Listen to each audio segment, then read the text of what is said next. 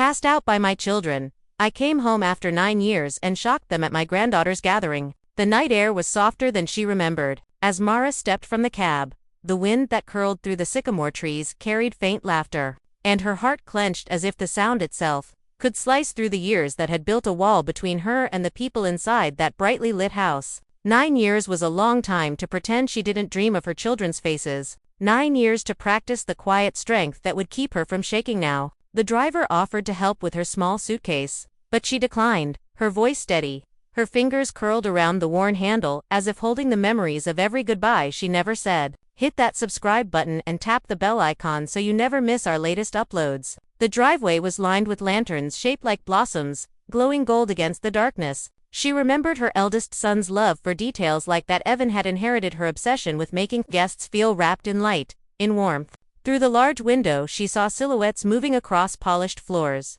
Dresses of shimmer, suits of dark navy, and a girl in a pale pink gown turning beneath a halo of balloons. Her granddaughter. She had only known her from photographs scavenged online, from glimpses in news of birthdays she wasn't invited to. But tonight, she was there, breathing the same air, her heart thudding against her ribs like it wanted to break free and run toward forgiveness. Mara hesitated at the edge of the steps. The last time she had stood before her family, her words had tangled into anger, her pride burning hotter than her love. She'd walked away, told herself she would not beg. The years that followed had been a penance of silence, mornings teaching piano in a small town by the coast, evenings spent staring at the sea until it blurred her reflection away. The letter she had written 100 times and never sent now felt useless. She was here in person, her apology trembling behind her teeth. Still, the fear of being turned away again pressed cold against her spine. Music spilled from the open doorway, soft jazz woven with laughter. She smoothed her coat, brushed invisible dust from her skirt, and climbed the steps one by one, as though each carried the weight of a year lost. A young man opened the door, a stranger in a crisp black vest. "Evening, ma'am," he said. "Invitation." The word struck like a pebble against glass. Mara's lips parted, but no sound came. Then, with quiet resolve, she drew a breath and said, "Tell Evan his mother is here." The man blinked, uncertain, but nodded and disappeared into the brightness. For a moment, Mara stood framed in the doorway, feeling the warmth brush against her cheeks like sunlight after winter. Inside, people turned toward her, curious, indifferent, polite. Then a stillness rippled through the crowd as her son appeared.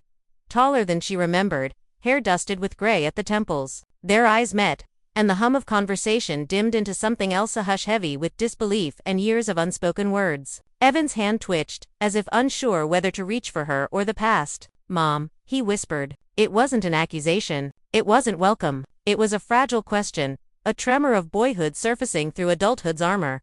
Mara's throat tightened. She managed a small smile, the kind that hurt because it remembered joy. "You've hosted a beautiful party," she said, voice steady.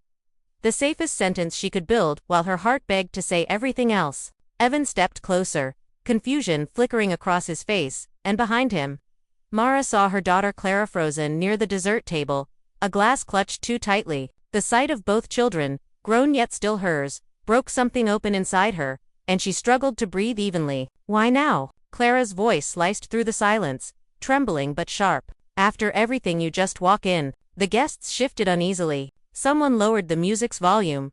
"I didn't come to ruin anything," Mara said softly. "I came because she's my granddaughter. I only wanted to see her smile once in person." Her words, simple and bare, floated like feathers, then landed with weight. Evan rubbed the back of his neck, glancing toward Clara, then toward the little girl, now peeking curiously from behind a column. The child's eyes were wide, bright with innocent curiosity. "That's her," Mara breathed, almost to herself. "That's Lily."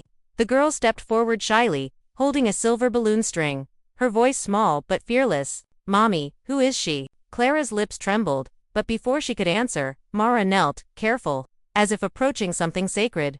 "I'm someone who used to sing lullabies to your mother when she was as small as you," she said. The child tilted her head, studying her with the grave attention children give to truths adults forget to notice. "Then you must be Grandma," Lily declared, smiling. And the word burst inside Mara's chest like light shattering through glass. Murmurs stirred across the room. Evan's expression softened, but Clara turned away, blinking fast. Mara rose slowly, her knees unsteady yet grounded by the warmth of the child's voice. She had been called mother again, even if only by proxy, and for a heartbeat. Forgiveness felt possible. Evan cleared his throat. "Mom," he said carefully, "maybe we can step outside." His tone was guarded but not cruel. She nodded, grateful for any crack in the wall. As they stepped into the garden, the cool air wrapped around them, heavy with jasmine. The sound of celebration dimmed behind the glass door, leaving only the rhythmic chirping of crickets. Evan exhaled, crossing his arms. "You look different," he murmured. "Better." Mara smiled faintly. Life by the sea teaches patience and humility. She paused, watching the reflection of lanterns tremble on the pond's surface. "I've replayed that night in my mind 1,000 times," she admitted. "If I could change one thing, it would be the pride that made me say I didn't need you."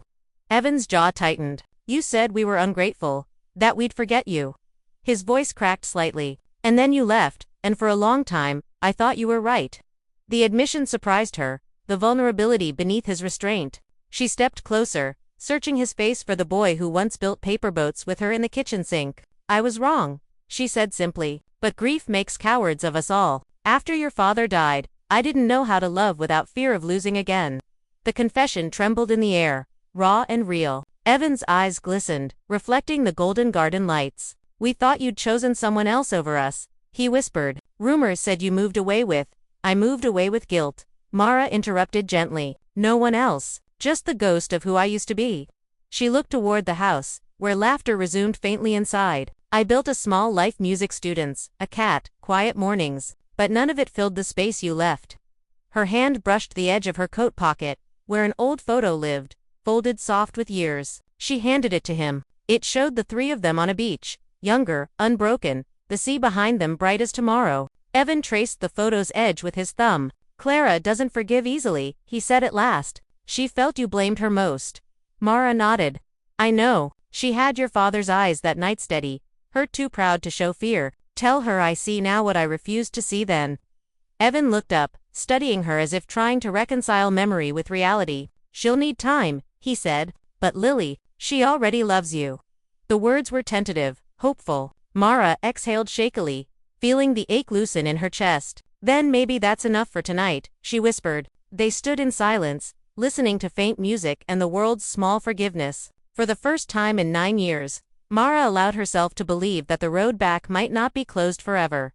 Inside the house, laughter swelled again, tentative at first, then warmer. As though the tension had begun to thaw, the longer Mara stayed outside. Through the glass, she saw Lily twirling near the cake table, unaware of the storm that had almost overshadowed her birthday. The sight drew a tremor of joy through Mara's chest, and she realized how many small, ordinary moments she had missed: birthdays, scraped knees, the smell of home after rain. Evan stood beside her silently, until the quiet between them grew gentler. No longer an accusation but a shared ache that finally found its voice. "She looks like you when you were little," he murmured. Mara smiled, blinking back tears that glimmered in the garden lights. "Then maybe that's how she knew who I was," she said softly. A gust of wind carried faint music from inside, and with it came Clara's voice calling for her brother. Evan sighed, shoulders tightening again. "We should go back," he said, though his tone carried hesitation. "She might be ready to talk."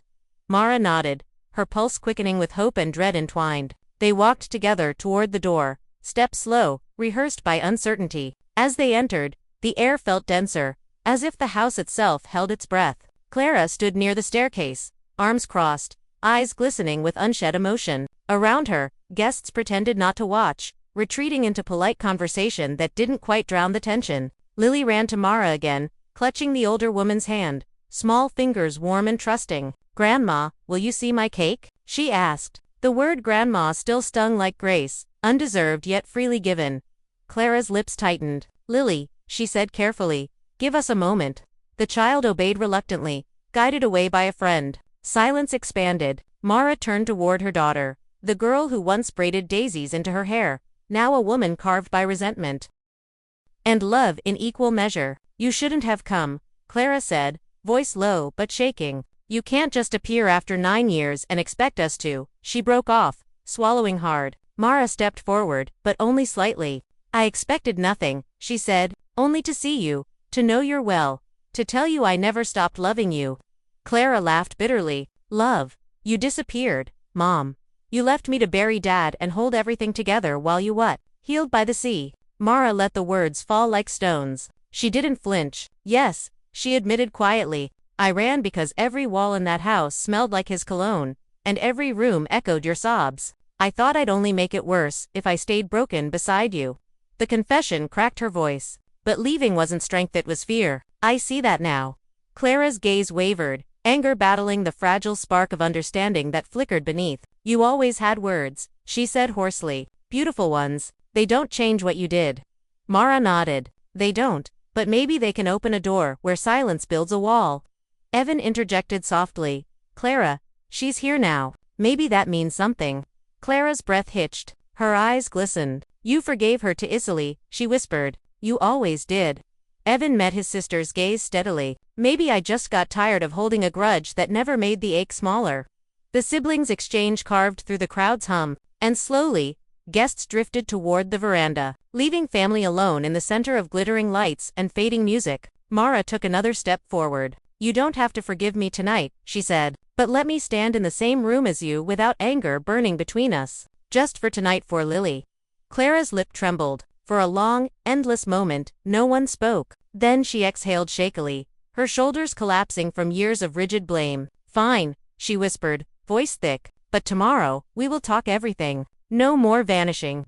Mara's throat closed with relief. No more, she promised. Tears blurred the chandeliers into halos, and when Lily came running back, carrying a slice of cake, Clara didn't stop her. The child offered the plate to Mara proudly. It's chocolate. Mommy says that's everyone's favorite. Mara laughed softly, the sound brittle but real. It always was, she said, taking a small bite, the sweetness grounding her in the present like a sacrament of ordinary grace. Music resumed gently, the notes of a piano drifting through the air, soft and familiar. Mara recognized the tune, one she had composed long ago for lullabies. Evan must have found her old sheets. The realization stung with bittersweet warmth. You kept it, she murmured. Evan smiled faintly. Lily likes it before bed. Mara blinked away tears. The melody wove through the room, binding years of silence into a fragile thread of reconciliation. As laughter cautiously returned, she felt the first fragile pulse of belonging tremble within her. The loneliness she had worn like armor for nearly a decade began to peel away, revealing something raw, human, and still capable of love. Later, when the guests departed and the moonlight silvered the empty garden, Clara approached quietly, holding 2 cups of coffee. She handed one to Mara without a word. The gesture small, ordinary, felt monumental. They sat on the porch steps, silence stretching, filled with crickets and the far-off hum of the highway. I wanted to hate you forever, Clara said at last. But watching Lily with you, it's hard to hate someone she looks at that way. Mara swallowed hard, the steam from the cup curling like fragile hope. I never expected your forgiveness, she whispered. Only your truth. Clara nodded slowly. You'll get both. Eventually. She sipped, then added softly. Dad would have liked to see this. Mara closed her eyes, picturing her late husband's smile, his steady hands, the way he'd believed that family could weather anything. Maybe he does, she said. Maybe that's why I finally found the courage to come back. The 2 women sat quietly until the last lanterns burned low, and for the first time in 9 years, the word home felt possible again. The house behind them no longer loomed as memory's monument but as something living, breathing, wounded yet healing. When Lily peeked through the curtain and waved sleepily, Mara waved back, her heart swelling with something she hadn't felt in years, belonging earned, not assumed. As dawn brushed the horizon with pale gold, Mara lingered on the porch, reluctant to leave. She could still smell coffee, still hear the echo of laughter that had once been close to her. Evan appeared behind her, wrapping a shawl around her shoulders. Stay for breakfast, he said simply. The invitation, casual yet profound, filled the quiet morning with light. Mara nodded, tears catching in her lashes. I'd like that, she whispered. Together, they stepped inside, where the air smelled of cinnamon and reconciliation, where love but alive waited at the kitchen table. Morning came wrapped in the smell of cinnamon and sunlight. Streaming through lace curtains, Mara awoke to the soft rustle of movement beyond the guest room door.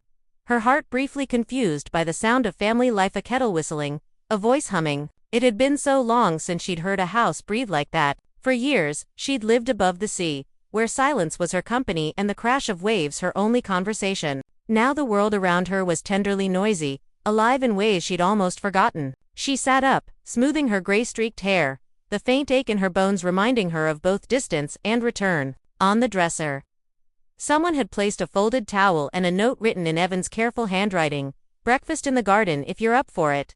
The gesture was small, but it steadied her. She washed her face, stared at her reflection, and studied the faint lines that told stories of years spent without witnesses. For a moment, she almost didn't recognize herself, this woman who had once been fierce with pride, now softened by regret. As she opened the door, the hallway greeted her with framed photographs. Lily's first steps, Clara's wedding, Evan's graduation, her absence threaded through each image like a ghostly watermark. Yet, instead of pain, she felt gratitude that life had carried on. Downstairs, the smell of coffee and toast beckoned her toward the garden where Evan and Clara sat at a table shaded by vines. Lily darted between them, chasing a butterfly, laughter ringing like music. "Morning," Mara said quietly. Evan looked up and smiled. "Easy now, natural." "Morning, Mom. Hope you slept well." Clara's response was a nod, guarded but not cold. It was progress. Mara took a seat, her hands folding in her lap until Lily climbed onto her knee, uninvited yet wholly welcome. The girl smelled of strawberry shampoo and innocence. "Grandma, can I show you my drawing later?" she asked, eyes bright. "Of course, sweetheart," Mara said, brushing a strand of hair from the child's cheek. The word grandma settled in her heart again, this time softer, less startling. It became a promise of roots regrowing. Evan poured coffee into her cup. "We were talking about the old house," he said. "Clara thinks we should sell it." Mara stirred her drink slowly, watching the ripples. "That house held too much silence," she murmured. "If letting it go brings peace, then maybe that's what it was always meant for." Clara's gaze flicked toward her, surprised by the lack of resistance. "You'd be okay with that?" she asked. Mara nodded. "Home isn't walls, it's people willing to sit at the same table after pain." The words hung between them like early light through dew. For the first time, Clara didn't look away. "Then maybe it's time," she said softly. Conversation drifted toward ordinary things, the bakery Evan managed, Lily's school project, the stray cat that had adopted their porch. Each detail stitched another thread into the fragile fabric of belonging. After breakfast, Lily tugged Mara's hand eagerly toward her room. The walls were a gallery of childhood, a riot of drawings, glitter, and taped-up dreams. On the desk lay the sketch she'd promised, a family beneath a large tree. 4 figures holding hands, each drawn with a smiling sun above them. "That's you," Lily said proudly, pointing to the figure with silver hair. "See, you came back." Mara's throat tightened. "Yes, I did," she whispered, kneeling to hug the girl close. Children had a way of seeing the world as it should be, not as it was broken. As she rose, her eyes caught an unopened envelope on the shelf, Clara's handwriting, addressed to Mom. She hesitated, unsure if it was meant for her, but Lily grinned. "Mommy said she might give it to you someday." Later, when the house quieted and sunlight softened into the afternoon, Mara found Clara in the kitchen slicing apples. "I found something in Lily's room," Mara said gently, holding up the envelope. Clara froze, knife midair, then sighed. "I wrote that years ago," she admitted. "Every time I got angry, I'd start one. Most went in the trash. That one, I couldn't throw it away." Mara placed it on the counter. "Would you want me to read it?" she asked. Clara shook her head. "Not yet. Maybe soon. I'm not sure which version of myself wrote it." The honesty, raw and simple, warmed Mara's chest. "Whenever you're ready," she said. "I've learned not to rush forgiveness. It blooms slower than guilt." In the evening, Evan lit a fire in the backyard, the kind they used to have on summer nights long ago. Flames licked upward, crackling against twilight. Neighbors had gone home. The party was only a memory now, replaced by quiet that didn't ache. Mara sat wrapped in a blanket while Lily toasted marshmallows. Clara joined them, her expression soft in the flickering glow. "Do you remember the lullaby you used to sing?" she asked suddenly. Mara blinked, startled by the question. "The one about stars?" Clara nodded. "Lily's been humming it since you left yesterday." The words nearly undid her. She drew a breath, steadying her trembling voice, and began to sing low, warm, carrying every ounce of tenderness that had survived the years. Even the fire seemed to lean closer. When the song ended, silence followed, deep and golden. Evan's eyes glistened. "It's strange," he said quietly. "I thought I'd forgotten the words, but they came back." Mara smiled faintly. Songs wait for the right ears to return. Clara brushed at her eyes, then reached across the small space between them, resting her hand on her mother's. The touch was brief but real, heavier than words. "Maybe," she said softly, It's time to write new ones. Mara's heart swelled with a mixture of sorrow and joy so profound it felt like grace itself. Together, she whispered, "If you'll have me?" Clara nodded, and for the first time, the word mother wasn't a wound but a beginning. When the night deepened and stars freckled the sky, Mara stayed by the dying fire, thinking of the long road behind her, the years of silence, the mistakes carved into memory, the hope that refused to die. She realized that coming home wasn't a single act but a series of small, trembling choices to stay, to listen, to rebuild. From inside the house came the faint sound of Lily's laughter echoing through the hall. Bright as promised, Mara closed her eyes, feeling the rhythm of belonging pulse quietly in her chest. Tomorrow, there will be more words, more reckoning, more tenderness, learning how to live again. But for tonight, she was home. And that was enough. The following week unfolded with a fragile rhythm, like a song played softly on an old piano. Mara found herself adjusting to the gentle chaos of a home she had once only imagined from afar. The mornings began with Lily's laughter echoing through the hallways, bright and unguarded, while Evan left early for the bakery, leaving behind the smell of flour and roasted coffee beans. Clara worked from her home office, her voice steady through calls that Mara could hear faintly through the door. Every sound, every creak of the floorboards, carried the music of normal life, something she had forgotten could be so healing. She tried to take up as little space as possible, quietly washing dishes, folding laundry, existing on the edge of belonging. But belonging, she realized, was not something one could earn silently. It required the courage to step into the noise, to risk being seen. One afternoon, as the light filtered golden through the kitchen window, Mara decided to cook her old recipe, apple tarts with cinnamon and vanilla. The smell filled the air, weaving memory into the walls. Clara appeared in the doorway, drawn by the scent, her expression cautious but softened by nostalgia. "I haven't smelled that in years," she said quietly. Mara turned, a tentative smile tugging her lips. "You used to steal the first one off the tray before it cooled," she teased gently. Clara's eyes flickered with surprise, then amusement. "And you'd pretend not to notice," she said. For a moment, the air felt almost easy between them. They worked together without words, Mara rolling the dough, Clara slicing apples, the rhythm of their movements familiar despite the long silence between. "Lily told her teacher she has two grandmas," Clara said finally, tone unreadable. Mara paused, glancing up. "I hope that didn't cause trouble." Clara shook her head. "No, just questions. I told her that families aren't always simple." She exhaled softly. "She asked if you'd stay." Mara hesitated, the knife in her hand trembling slightly. "If you'll let me," she said, voice low. Clara didn't answer right away. Instead, she brushed a strand of hair behind her ear. "You've changed," she murmured. "You used to fill every room with your voice. Now you move like you're afraid to disturb the air." Mara smiled sadly. "Silence teaches humility, maybe too much of it." When the tarts were done, they sat at the table with warm plates and steaming tea. Clara took a bite, her eyes closing for a second, and Mara saw in that small gesture a memory being rewritten. "I kept one of your recipes," Clara said suddenly, her voice almost apologetic. "The lemon cookies. I used to make them when I missed you." The confession hit like sunlight after rain. "I'm glad," Mara whispered. "You carried something good from me." Clara nodded, her jaw tight. "And something heavy too, but maybe we can let some of it go." It wasn't forgiveness, not yet, but it was something better. The willingness to begin. The taste of sweetness lingered, a quiet truce between mother and daughter. That evening, Evan returned early, dusted with flour, smelling of warmth and work. He found them laughing softly in the kitchen, and for the first time, the sight didn't look fragile. "I think the world might have tilted," he joked. "You two cooking together again, it feels like childhood snuck back in."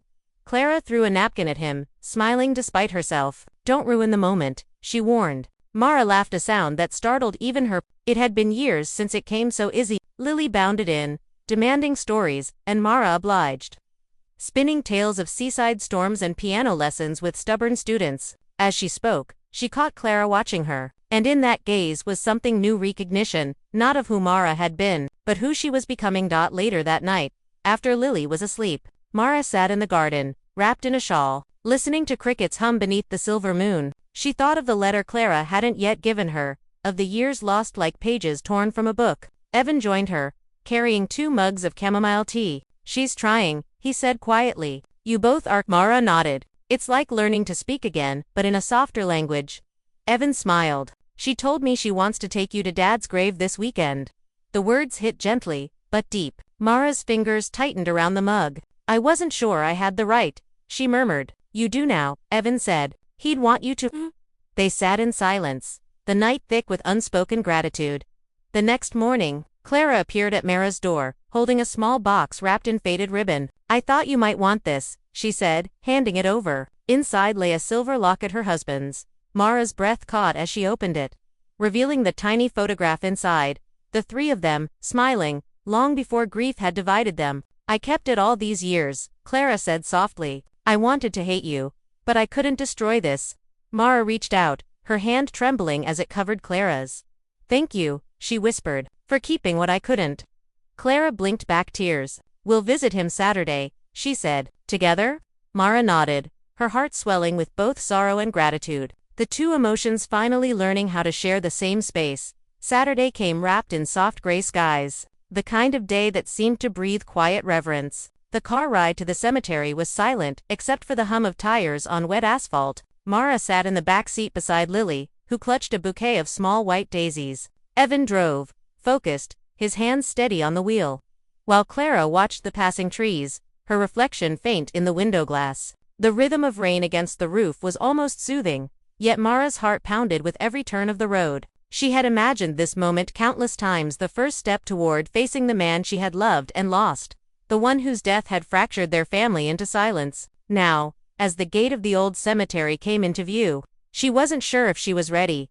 They parked under an oak tree whose leaves dripped softly with rain. The air smelled of earth and distance. Lily skipped ahead with a child's unburdened ease, her laughter incongruous yet somehow right. Mara followed slowly, her feet sinking slightly into damp ground, the world narrowing to the rhythmic patter of rain on leaves. The gravestone stood modest and clean, adorned with a single candle flickering stubbornly against the wind. Thomas Caldwell, beloved husband and father. Seeing his name carved in stone felt like touching the echo of a heartbeat, long stilled. Clara knelt first, arranging the daisies with careful precision, while Evan placed a hand on her shoulder, grounding her. Mara stood a few feet back, trembling. I didn't come before, Mara said softly, her voice trembling with rain and memory. Not because I didn't care, but because I couldn't bear the silence after him. Every corner of our home screamed his name, and I didn't know how to stay without drowning. Clara's shoulders tightened, but she didn't interrupt. He would have hated that, she whispered. He believed love should stay, even when it hurts. Mara nodded, tears mingling with the drizzle. He believed better than I did. She knelt, the cold seeping through her clothes, and laid her palm against the wet marble. I'm sorry, Tom. For leaving them. For leaving you in stories instead of in life. The apology was simple, but the air around them shifted, as though even the rain had paused to listen. Evan crouched beside her, his eyes damp. He'd forgive you, Mom, he said quietly. He always said you were made of musics, sometimes too much for this world. Mara smiled faintly, brushing rain from her face. Music doesn't survive without harmony, she murmured. I lost mine for a while. Lily tugged at her sleeve, innocent and curious. Grandma, is he sleeping? She asked. Mara looked at the girl, her eyes glistening. In a way, she said softly. But he's also here. In every song we sing, in every story your mommy tells you. Lily nodded solemnly, as if she understood something deeper than words. She placed one daisy atop the stone and whispered, Good night, Grandpa. The simple act unraveled the last knot inside Mara's heart as they left the cemetery. Clara slipped her hand into her mother's, hesitant but deliberate. It was the first time in 9 years that they'd walked side by side without anger between them. He'd be proud, Clara said quietly. You found your way back. Mara squeezed her hand gently. Maybe we all did, she replied. The drive home was lighter. Even the rain softened into mist, and sunlight began to tease its way through the clouds. Back at the house, they lit candles on the kitchen counter, 3 small flames flickering together. Lily clapped her hands, delighted by the glow. It looks like Grandpa's watching, she said. Mara smiled. Maybe he is. That evening, Clara finally handed her the old letter. The paper was worn, the ink faded but legible. It's time, she said. Mara hesitated, then unfolded it carefully. The handwriting wavered across the page, filled with hurt, longing, and love. I don't know if I'll ever forgive you, but I can't forget you either. Sometimes I think forgiveness isn't a doorway but a road. Maybe someday I'll walk far enough to see you again at the end of it. Mara's tears blurred the words. When she looked up, Clara was watching her, eyes wet but steady. You've walked far, Clara said softly. Maybe we can walk the rest together. Mara nodded, emotion tightening her throat. If you'll lead, I'll follow. That night, as the family sat on the porch wrapped in blankets, Lily fell asleep across Mara's lap, breathing softly. Fireflies drifted through the garden, their glow reflecting in the glass of Mara's teacup. Evan tuned a small radio, finding a station that played slow piano melodies. Clara leaned back, exhaling deeply. It feels different, she said, like we finally stopped living in the same house as our ghosts. Mara brushed a hand over Lily's hair, smiling faintly. Ghosts only stay when love has nowhere else to go, she murmured. I think ours found its way home. The words hung in the warm night air, fragile yet certain. Before going to bed, Mara paused at the piano in the living room, the same one she had once taught her children to play. She pressed a single key, then another, until a melody began to form. It was the lullaby again, reshaped, gentler, older. Clara appeared in the doorway, listening. You should play tomorrow for Lily, she said softly. She's been talking about it non-stop. Mara smiled. Then I will. Clara hesitated, then stepped forward, resting her hand on Mara's shoulder. Good night, Mom, she whispered. It was the first time she'd said the word aloud in almost a decade. Mara's breath caught. She turned slightly, eyes shimmering. Good night, my darling. When Clara left, the echo of the word Mom lingered like music in the dark. As dawn broke the next morning, the first rays of sunlight slipped through the curtains and painted the piano keys in gold. Mara sat at the instrument, hands poised, ready to begin again not just the song, but the life she had almost lost. The melody rose, filling the house with warmth, wrapping the walls in forgiveness and the promise of days still waiting to be lived. For the first time, she felt no need to measure time by loss. Every note was a homecoming. The days that followed carried a quiet kind of peace Mara hadn't known in years. Each morning she rose early, drawn by the rhythm of ordinary life, the whistle of the kettle, the smell of toasted bread, the gentle chaos of Lily's chatter before school. She learned the small rituals of belonging again, setting the table, watering the garden, humming while folding laundry. It was strange how quickly her hands remembered the motions, as though the body had been waiting all this time to resume the dance of home. Yet, beneath that new calm, a question stirred like a tide. How long would this peace last, and what must she do to deserve it? One afternoon, Clara asked her to help organize old photographs for a family album project Lily's teacher had assigned. They spread them across the living room, floor decades of frozen laughter, summer picnics, birthdays, and unguarded smiles. Some photos Mara didn't remember. Others she remembered too well. There was one from the year before she left, Evan holding a fishing rod, Clara in a blue sundress, and herself standing behind them, her smile too bright, her eyes shadowed by exhaustion she hadn't yet named. I was trying so hard to hold everything together, Mara murmured, touching the edge of the photo. Clara sat beside her, expression unreadable. You didn't have to hold it alone, she said. We would have held you to, if you'd let us. The honesty was sharp, but it didn't wound. It illuminated. Mara nodded, her voice trembling. I didn't know how to ask for help without feeling weak. I thought strength meant never falling apart. Clara sighed, sorting through more photos. Maybe that's where we both got it wrong, she said quietly. I thought forgiveness meant pretending I wasn't hurt. For a moment, they sat in silence, surrounded by ghosts of smiles. Then Lily burst through the door, holding a paper crown and a grin big enough to bridge centuries. Grandma, can we bake cookies for my class party? She asked. Mara blinked back tears, smiling. Of course, sweetheart. We'll make enough for the whole kingdom.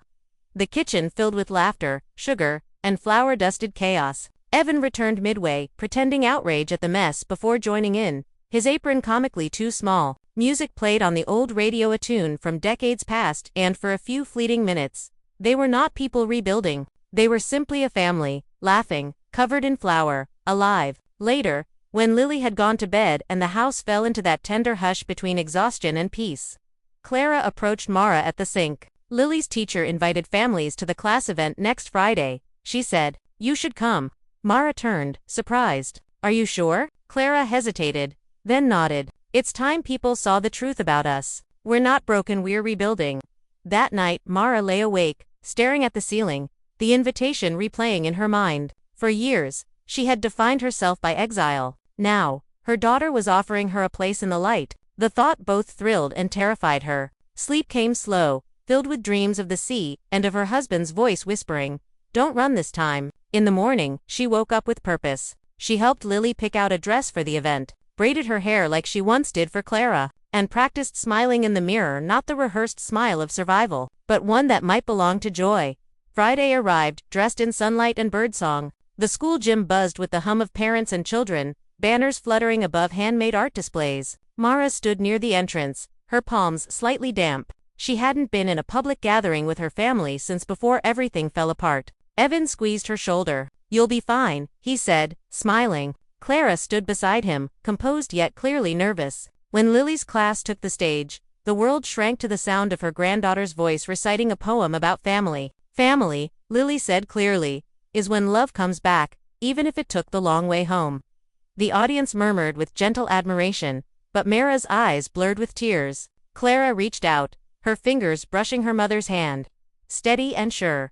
After the performance, teachers mingled with parents, and Lily proudly introduced her grandmother to everyone. Some faces flickered with recognition, whispers of old rumors surfacing, but Clara stood tall beside her. "This is my mother," she said evenly, her voice carrying quiet strength. The words felt like a benediction. Mara smiled, not defensively but openly, unafraid. She realized then that redemption wasn't a single grand gesture but a collection of small, ordinary moments like this: being seen, being named, and being allowed to stay. When they returned home that evening, the house glowed with soft light. Evan uncorked a bottle of sparkling cider, raising a glass. "2 second chances," he said. Mara lifted hers, voice steady, "and to the people brave enough to give them." As laughter filled the air, Mara looked at her children, their faces no longer guarded but open, vulnerable, real. The road back hadn't been easy, but it had been worth every step. She finally understood that forgiveness was not a gift received. It was a garden tended together, watered by truth and patience. That night, as she tucked Lily into bed, the girl mumbled sleepily, "I'm glad you came back, Grandma." Mara kissed her forehead, whispering, "So am I, my darling. So am I." Then she stood by the window, watching the moonlight touch the garden she had helped bring back to life. And she felt, for the first time in years, completely home. A few days after the school event, Mara woke to the sound of rain tapping gently against the windows again. The house was quiet. Evan had gone to open the bakery early, and Clara was still asleep. Lily padded into her room, clutching a stuffed rabbit and whispering, "Grandma, can we make pancakes?" Mara smiled, pushing back the blanket. "Only if you help me flip them." The morning unfolded in flour and laughter, the smell of butter filling the kitchen. It was an ordinary scene, but to Mara it felt sacred. The kind of peace she once thought she'd lost forever. When Clara finally appeared, hair tousled, still in her robe, she paused at the doorway and smiled an unguarded, weary, beautiful smile. "You two are trouble," she said. Mara grinned. "The best kind." After breakfast, Clara brewed coffee, and the two women sat by the window watching rain slide down the glass. "I've been thinking," Clara began, tracing a finger along the rim of her mug. "You've been here almost a month now." Mara nodded slowly, uncertain whether to brace for distance or invitation. "It doesn't feel like that long," she said. Clara glanced at her, expression thoughtful. "Lily's been happier. Evan too. Even me, I think. I didn't realize how much we missed having someone steady around." The admission was quiet but immense. "I don't know what your plans are," Clara continued, "but maybe you could stay longer. At least until you figure out what's next." Mara's breath caught. "You mean that?" she whispered. Clara smiled faintly.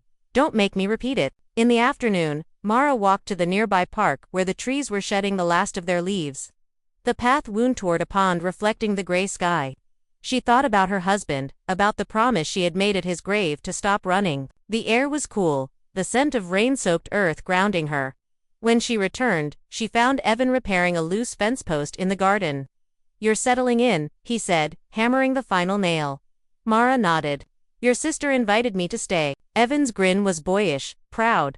"She won't admit it, but she's glad you're here." He straightened, brushing dirt from his hands.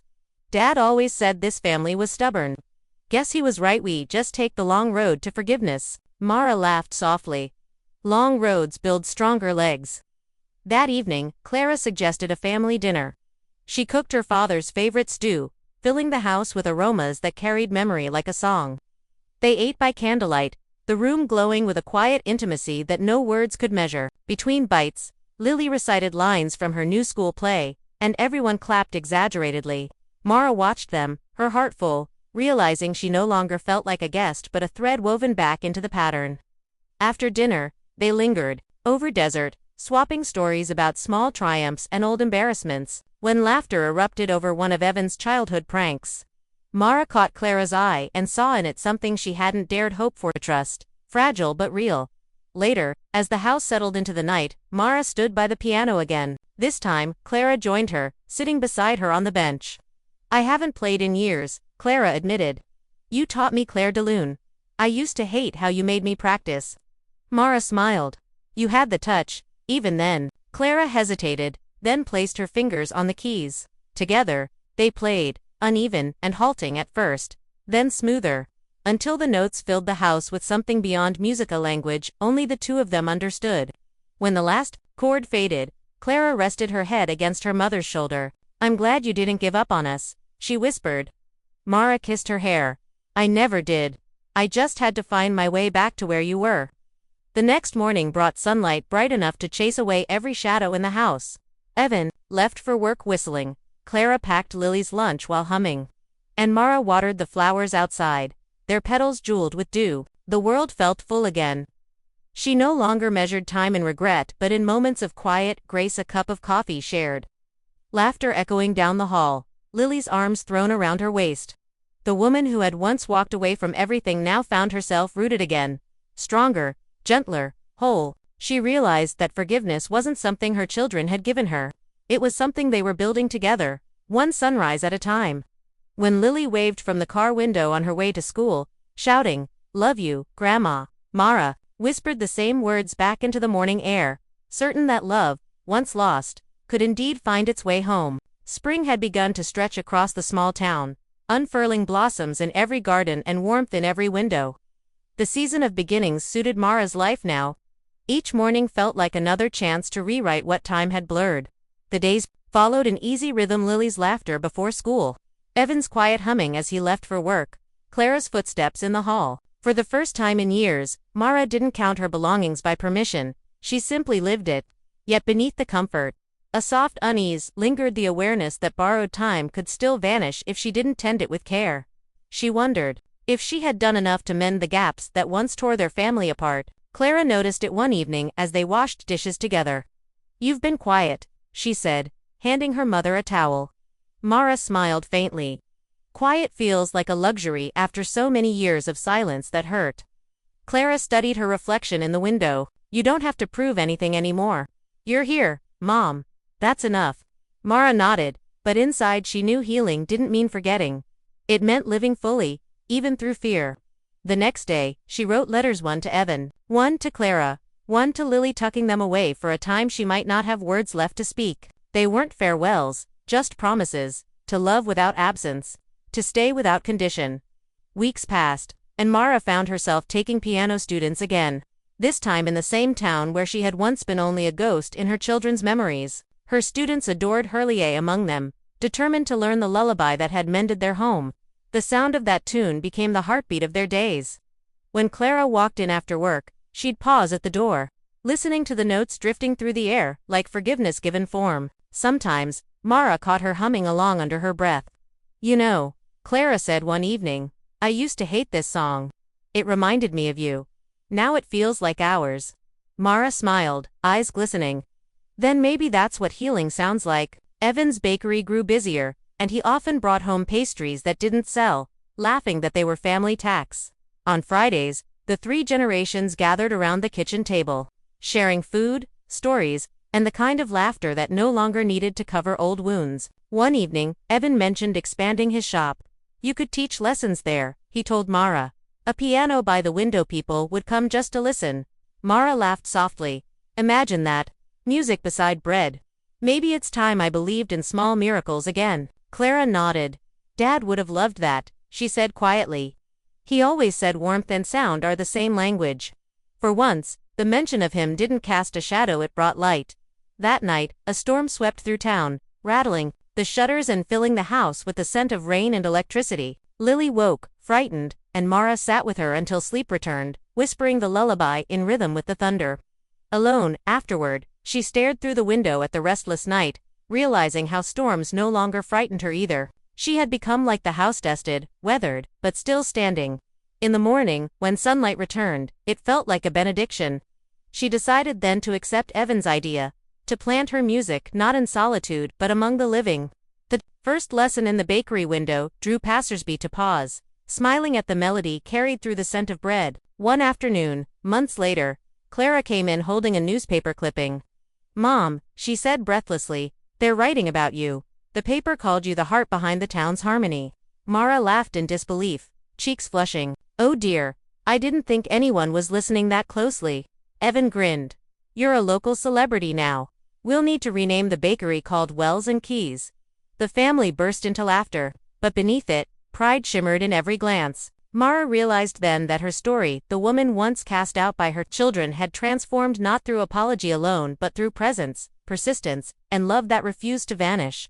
The walls that once echoed with loss now sang with life again. That evening, as twilight painted the sky, Mara walked alone to the garden where her husband's old tools still hung in the shed. The air smelled of lilac and soil. She whispered into the quiet, "We made it, Tom. Somehow, we found our way back." The wind stirred gently, lifting her hair as if answering.